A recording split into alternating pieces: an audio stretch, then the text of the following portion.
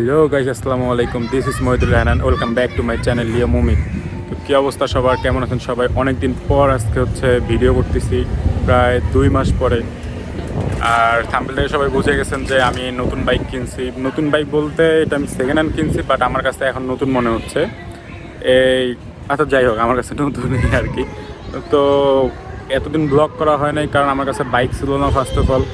আর তারপরে ঈদের গ্রামে গেছিলাম, এরপর ঈদের আগে আগে বাইকটা কিনি, এটাই হচ্ছে মেইন কারণ। আর চলেন এখন বাইকের সম্পর্কে কিছু বলি। সো এটা হচ্ছে আমার নতুন বাইক, আর এটা হচ্ছে সুজুকির বাইক। হ্যাঁ, ঠিকই ধরছেন, আমি এবারও কোনো স্পোর্টস বাইক বা কোনো কিছুই কিনি নাই। আমি সুজুকি GSX X150 ব্যান্ডিট এটাই কিনি। এখানে বাইক কেনা না কেনার বিষয়ে অনেক কারণ আছে, যেগুলো এখন ক্যামেরাতে বলে এত বড় একটা ব্লগ হয়ে যাবে।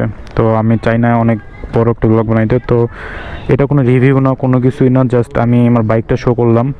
কারণ আমি বাইকটা কিনছি ঈদের আগে আগে, মানে ওই আর কি। যাই হোক, ঈদের আগে আগে কেনার পরে অনেক দিনই মোটামুটি 1000 কিলোর মতো চালানো হয়েছে, 1500 কিলোর মতো। তারপরেও আমি কোনো ব্লগ বানাই নাই, কোনো এরকম পরিস্থিতি ছিলাম না। তাই এখন কোনো রিভিউ না দিয়ে আর কি সরাসরি চলে আসলাম যে বাইকটা দেখানোর জন্য। তো বাইকের ব্যাপারে বলি, এটা হচ্ছে সুজুকি GSX X ব্যান্ডিট 150, যেটা হচ্ছে ডিও AC 4 stroke 4 valve liquid cool engine. আর এটা হচ্ছে দেখ, ইঞ্জিনটা খুব চেনা চেনা লাগতেছে, তাই না? ইয়েস স্যার, এটা হচ্ছে Gsxr এর ইঞ্জিন, যেটা হচ্ছে 18.9 bhp and 14 newton metre torque. আর এটাতে একটা মজার বিষয় হচ্ছে ডুয়েল চ্যানেল ABS। ফার্স্টে সামনে ABS অ্যান্ড রেয়ার ব্রেকও হচ্ছে ABS, ডুয়েল চ্যানেল ABS। এটা টায়ার হচ্ছে ডাউনলোপের টায়ারগুলো এখনও আসে 130, পিছনে, সামনে হচ্ছে 100 সেকশনের টায়ার।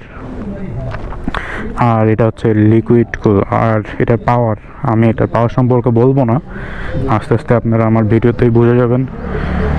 যারা Gsxr এর ইঞ্জিন ব্যাপারে জানে তারা জানে এটার কি পরিমাণে পাওয়ার, মানে বুঝতেছেন। 18.9, অলমোস্ট 19 bhp, মাথা নষ্ট।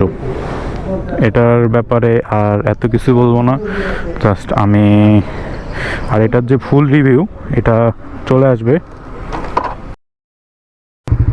চলে আসলাম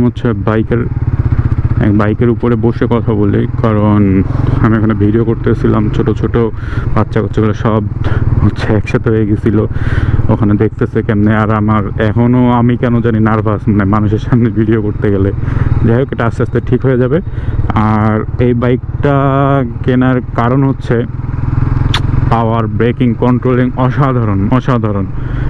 একদম R15 এর মতোই। R15 এর শুধু কিট আছে, এটাতে কিট নাই, এটাই হচ্ছে মেইন কথা। এটার ফুল রিভিউ নিয়ে আসবো।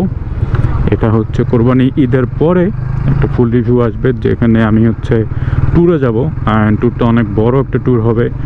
ট্যুর কমপ্লিট করে এসে এটার পারফরমেন্স, এটা হিলে কীরকম পারফর্ম করে, তারপর হাইওয়েতে কীরকম পারফর্ম করে, অফ রোডে কীরকম, এটার ব্যাপারে বলবো।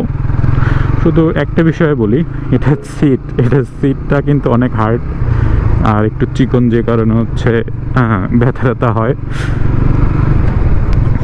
একটু ব্যথা না, অনেক ব্যথাই হয় আর কি। যাই হোক, আর এটাই হচ্ছে আমার নতুন বাইক। আর দেখানোর মতো এখানে কিছুই নাই, খুব তাড়াতাড়ি ট্যুর হবে এটা নিয়ে।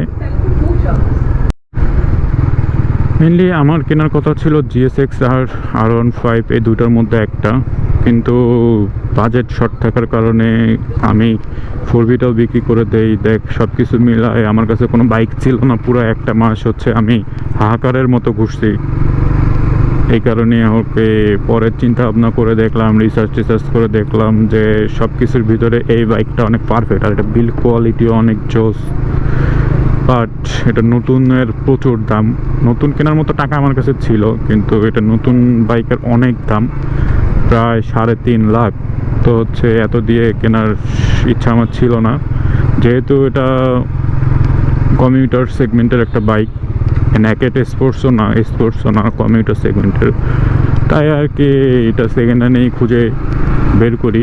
অল্প কিলো চলছিল, মাত্র 4-5 হাজার কিলো এরকম, তাই আর কোনো কথা চিন্তা না করে এটা কিনে ফেলি। আর জাপানি বা নেকেড স্পোর্টসের মধ্যে এই একটা বাইক যেটাতে ডুয়াল চ্যানেল এবিএস দেওয়া আছে, আর আমার এবিএস অনেক ফেভারিট, কারণ 4বিতে এবিএস চালায় অনেক অভ্যস্ত হয়ে গেছিলাম।